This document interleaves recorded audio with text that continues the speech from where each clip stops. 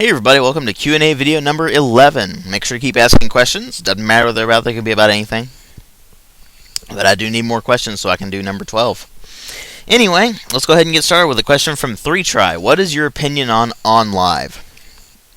If you don't know what Onlive is, it is that cloud gaming service. Basically, you connect to a computer that's hosting a game of some sort, and you play it over your internet connection. I think it's a good idea if you have the proper internet connection but don't have a good enough computer to run a certain game.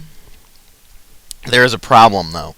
You would probably need a pretty solid internet connection. I haven't tried it myself, so I can see this as a potential problem, but you probably need a really good internet connection to be able to do this without it just screwing up horribly. And people are all like, ooh, cloud gaming is going to be where everything's going to go, and I'm like, no. No, they're probably going to stick with the Steam business model, where everything is kind of tied to a client and such like that. You must be able to get rid of... And more things are jumping on the GOG bandwagon too, so we may see all sorts of different things in the future. But Onlive itself, cloud gaming, I don't really like it. It's just, there's too much emphasis on internet rules everything these days in terms of gaming. And I don't want to have to get online every single time I want to play a game, especially if that game is single player. Next question is from Tfordo3. What's the hardest and most frustrating game of all time for me? Well, obviously I want to be the guy, but it's not really frustrating. I just find it incredibly amusing that it's so difficult.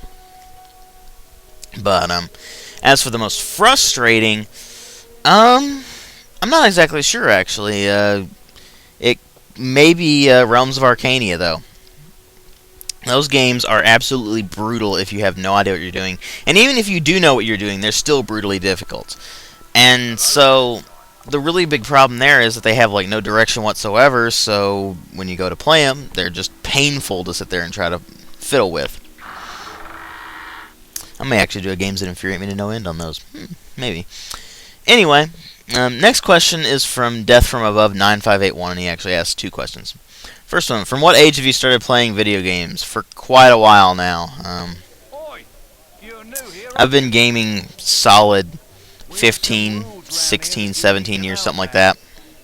I've lost count. It's just been long enough that I can't really remember the year or how old I was when I started it. I was pretty young, so I've been gaming for quite a long time now. And his second question is, what game would you gladly smash into oblivion with a hammer and feel good about it later? StarCraft. You have no idea how much I hate that game. Because it ruined real-time strategy. It just completely butchered the genre. Because people seem to think that it is real-time strategy when it's really not. It's just reflex-based management. Resource management, I mean, mostly. Or if you want to get the technical term, micromanagement is pretty much all StarCraft is. It's not actually a real-time strategy game. And people keep telling me, oh, it's the most amazing real-time strategy game ever. And I want to slap them in the face and take whatever copy of StarCraft they have and smash it into oblivion. Now, if you think, oh, well, you don't play it, I did play it. A friend of mine let me borrow his copy, and it was a good thing it was borrowed, because if it wasn't, if I had bought it myself, I would have smashed it. Next two questions are from Jouzze. First one. Yeah. What is your favorite historical era? Medieval times. Basically from the Dark Ages on up through the Renaissance. I just find that interesting. Partly because we don't know a heck of a lot about it. I mean, we do know quite a bit, but not everything, especially about the Dark Ages. So, I just think it's kind of a cool period of history and that sort of thing.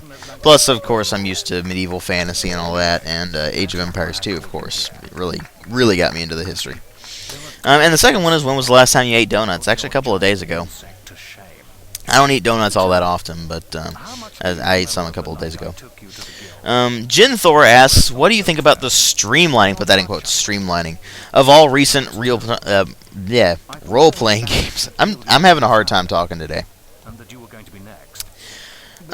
What he means by streamlining is not actually streamlining. What he's talking about is the complete dumbing down of pretty much every role-playing game there is.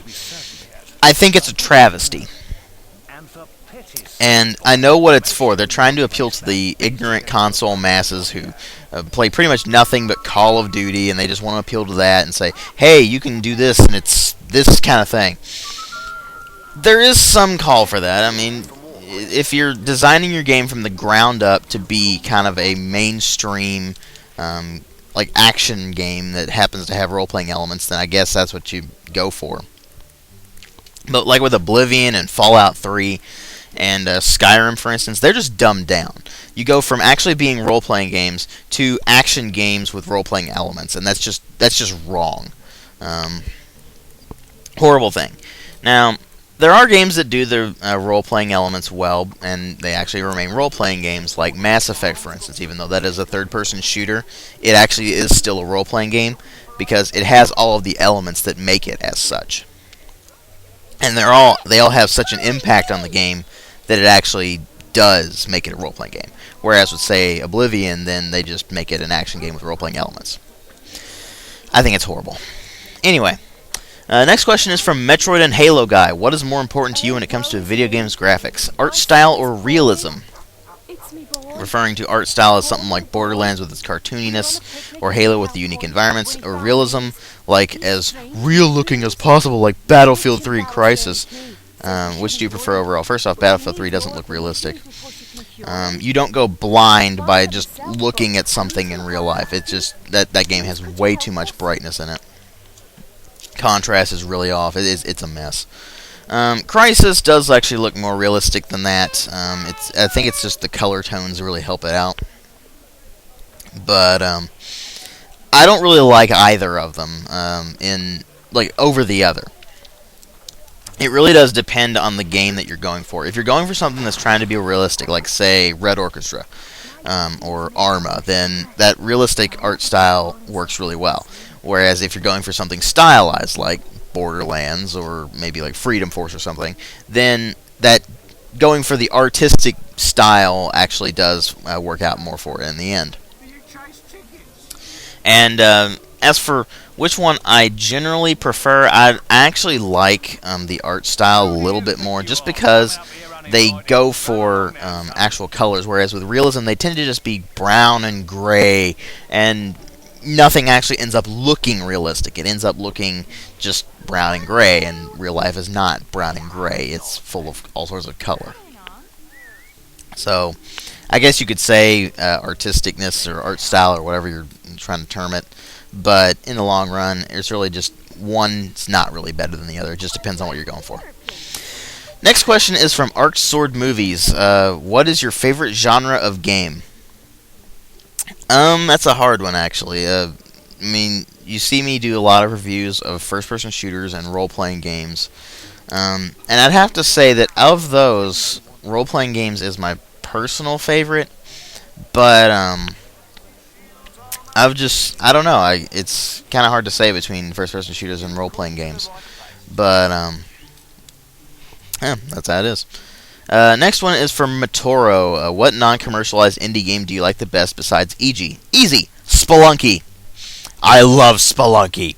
Even though it's always quite frustrating and it seems to go on forever and it's completely unforgiving, but it's just a blast. Yeah, if you don't have Spelunky, get Spelunky. It's awesome. Anyway, that was Q&A video 11. I hope you guys found it insightful or enjoyable or whatever. Like I said earlier, make sure to keep asking questions, because I need them for the next Q&A. So, thanks for watching. I'll catch you guys in later videos.